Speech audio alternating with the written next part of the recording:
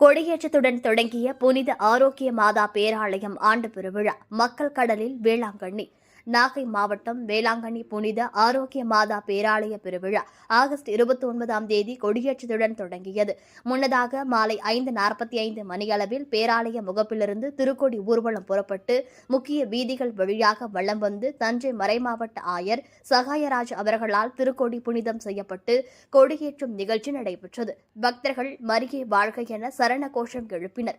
அதே நேரத்தில் வண்ண வான வேடிக்கைகள் மற்றும் அதிர்வேட்டுகள் முழங்க ஆலயத்தில் அமைக்கப்பட்டுள்ள மின் விளக்குகள் ஒன்று சேர எரிவது கண்கொள்ளா காட்சியாக அங்கு இருந்தது. விழாவின் முக்கிய நிகழ்வான அன்னையின் பெருத்திரை தேர்விழா பவனி செப்டம்பர் மாதம் 7ஆம் தேதி இரவு நடைபெறுகிறது.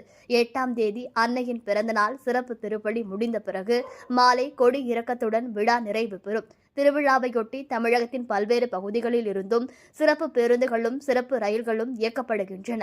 பக்தர்களின் பாதுகாப்பிற்காக நாகை மாவட்ட காவல் கண்காணிப்பாளர் செல்வகுமார் மற்றும் திருவாரூர், தஞ்சாவூர், மயிலாடுதுறை மாவட்டங்களைச் சேர்ந்த காவல் கண்காணிப்பாளர்களும் 2500க்கும் மேற்பட்ட காவலர்களும் பாதுகாப்பு பணியில் ஈடுபட்டு வருகின்றனர்.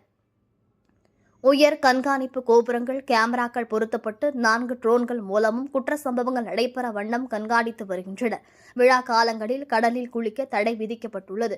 கடற்கரை பகுதிகளில் கடலோர பாதுகாப்பு குழும போலீசார் மற்றும் தீயணைப்பு மற்றும் மீட்புத் துறையினர் பாதுகாப்பு பணியில் ஈடுபட்டு உள்ளனர்.